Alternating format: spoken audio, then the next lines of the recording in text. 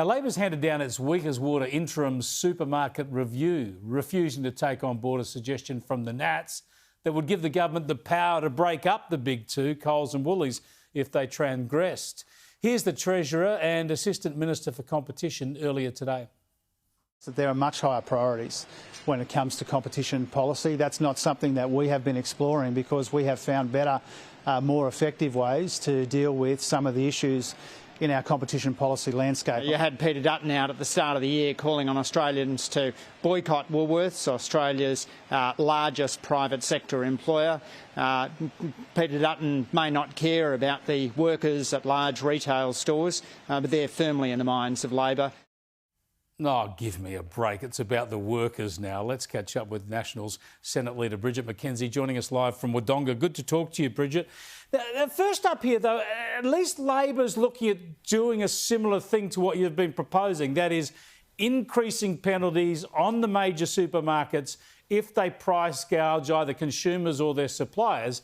But your idea of having the power to force them to divest, sell a supermarket here or there, surely that's going to be stronger than the threat of a fine.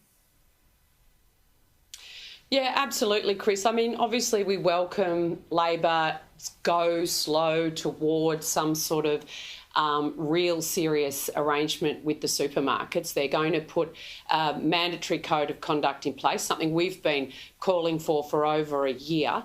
But you're right. We do need divestiture powers in this country. We've been saying it for a very, very long time and arguing that it's not just the supermarkets. We tend towards duopolies and monopolies in this country. I mean, you look at the aviation sector as well as the supermarkets.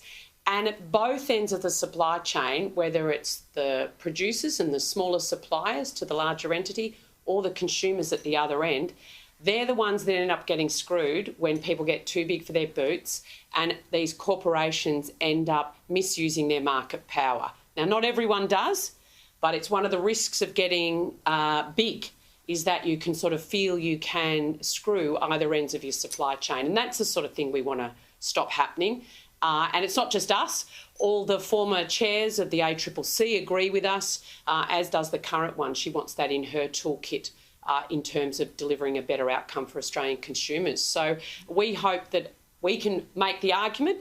If the Labor Party hasn't taken it up at this juncture, we'll hopefully be taking it to the next election. I think you got the One Nation and the Greens on board with this as well. But tell me about that comment from Andrew Leigh, that somehow the threat of having to divest themselves of some supermarkets, it shows that you don't care about supermarket workers. Well, it sounds like the SDA more than actually consumers or suppliers to the supermarket talking for Mr Leigh there. The fact is most developed countries in the world, like the UK, like the USA, nations throughout Europe, have this power within their competition law. And it's not something that will automatically be done, but it is something that if a big corporation is misusing its power under the competition law, then you have the ability to break it up. We've got strong merger laws, which are fantastic. But I think Labor has shown once again it's in the pocket of big business and big unions over and above everyday Australians. And this ruse of a competition review done by Mr Emerson, who wished he could have been the Treasurer, I think goes to exactly that point. It's really just to give a bit of a fig leaf to Andrew Leigh and Jim Chalmers around competition law. They sure do love a big union. Now, I've got to talk to you while I've got you there in Wodonga, because I talked at the top of my program about something that happened at Chiltern over the weekend. I think I can see Chiltern down over your left shoulder in the distance just about. It's just down the road. Yes, exactly. Just down the road. They had an off-grid festival celebrating renewable energy and living off-grid and all this sort of sustainable stuff. But have a look at this clip that shows how it was powered. I'm at the Off-Grid Living Festival, and this is the Commodore Off-Grid and Solar Pumping Specialists. They've got massive solar arrays, but you might be able to hear something in the background, and in fact, you might be able to see something pumping out of an exhaust pipe there. Yes, indeed. I've confirmed it was powered by diesel generators so they wouldn't run out of their veggie burgers. Kind of gives the game away, doesn't it?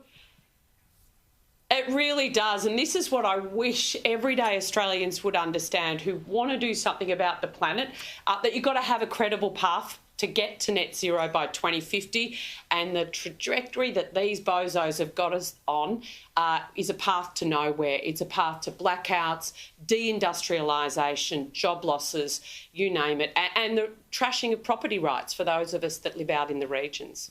Great stuff, Bridget. We'll catch up with you next time.